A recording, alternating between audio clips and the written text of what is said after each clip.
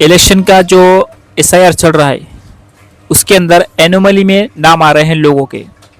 अब वो किस वजह से नाम आ रहे हैं, तो वो बीएलओ आपको तो बता नहीं रहा है कि आपका नाम एनोमली में आ गया है, और आप जो आपका जो रीज़न है, किस रीज़न की वजह से नाम आपका आया है, क्या वजह से आपका नाम एनोमली में आया है। एनोमली मतलब ख़राबी पाई गई है, आपका जो आप उसने मैपिंग की है तो वो मैच नहीं करता है नाम से, जिसकी वजह से आप एनोमली में चले जाते हैं। ठीक है, तो उसका यहाँ पर उसने 12 रीज़न बताए, उसके 12 वजह बताए हैं किस वजह से आप एनोमली में जा रहे हैं, और वो कौन से डॉक्यूमेंट है जिसको, जो डॉक्यूमेंट भी 12 है, तो वो 12 डॉक्यूमेंट में से आपको, अगर आप एनोमली में जाते हैं तो उसका आपको आपकी मालूमात के साथ एक डॉक्यूमेंट देना पड़ेगा आपको। तो वो कौन सा डॉक्यूमेंट है ये भी बताऊंगा आपको। ठीक है, तो आप अपने बीएलओ से पूछ लीजिएगा क्या एनोमली में अगर गया है तो उसको कौन सा डॉक्यूमेंट देना पड़ेंगे, आप उससे कंफर्म कर लीजिएगा। ठीक है, तो चलिए देखते हैं कि यहाँ पर वो क्या बता रहा है कि आप यहाँ पर ऊपर में देख लीजिएगा।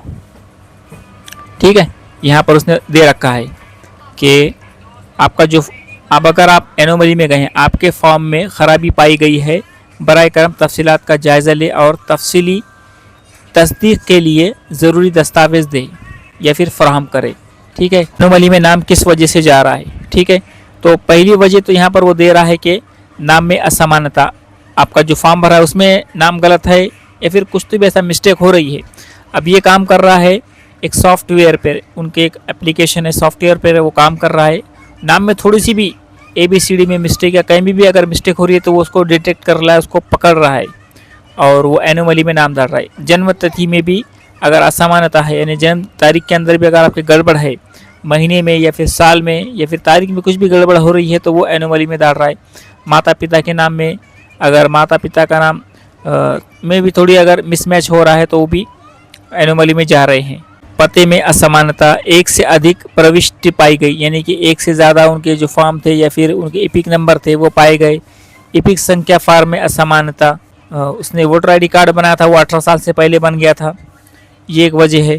जो भी एनोमली में जा रहा है उनको 12 डॉक्यूमेंट में से जो आपको बोलेगा आपका BLO वो डॉक्यूमेंट आपको देना पड़ेंगे। तो वो कौन कौन से डॉक्यूमेंट है आपको दिखा देता हूँ मैं।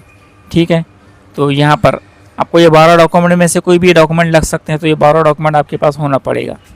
ठीक है, अगर जो आने वाली जो तारीख है 5 तारीख, तो अभी जो हमने फॉर्म भरा है तो वो फॉर्म हमारा क्या हुआ है, वो फॉर्म का स्थिति क्या है, वो तो स्टेटस में तो बता रहा है कि फॉर्म हमारा सबमिट हुआ है, लेकिन अभी वो अप्रूव हुआ कि नहीं फॉर्म, ये हमको जानना पड़ेगा। तो उसकी लिस्ट लगने वाली है आने वाले 5 तारीख को, 5 अगस्त को या फिर 10 अगस्त को, जो भी है वीडियो आ जाएगा आपको। तो अगर नाम में कुछ हो सकता है, करेक्शन हो, अगर आपका नाम गलत होगा तो करेक्शन भी हो सकते हैं, अंदर नाम नहीं आया तो नाम भी आप ऐड कर सकते हैं। कौन से डॉक्यूमेंट है यहाँ पर आप देख सकते हैं, शासकीय ओळख पत्र यानी कि सरकारी शनाख्ती कार्ड। ठीक है, और नंबर 2 पे है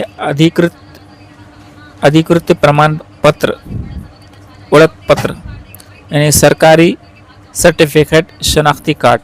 जन्म दाखला यानी कि आपका जो पैदाइशी सर्टिफिकेट होता है ना, बर्थ सर्टिफिकेट, वो पासपोर्ट, शैक्षणिक प्रमाण पत्र यानी कि आपकी TC और रहवासी प्रमाण पत्र। ठीक है, ये तहसील का लगेगा। और जंगली हुकूक सर्टिफिकेट, वन हक प्रमाण पत्र जिसको बोलते हैं, जो लोग जंगलों में रहते हैं। जातीचा दाखला यानी कि ज़ात सर्टिफिकेट, आपका जो ज़ात है उसका सर्टिफिकेट लगेगा।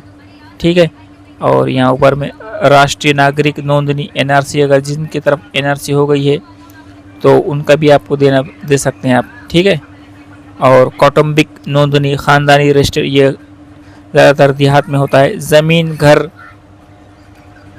घर वाटप प्रमाण पत्र, ज़मीन घर का जो रजिस्ट्री के फ्लैट होते हैं उसका है ये। और एक आधार कार्ड, 12वें नंबर पर आधार कार्ड भी इसका अंदर डॉक्यूमेंट है। ठीक है, अगर वीडियो समझ में आई तो लाइक कर देना, चैनल पे तो सब्सक्राइब कर देना। कुछ समझ में अगर नहीं आया है तो कमेंट में ज़रूर पूछ लेना।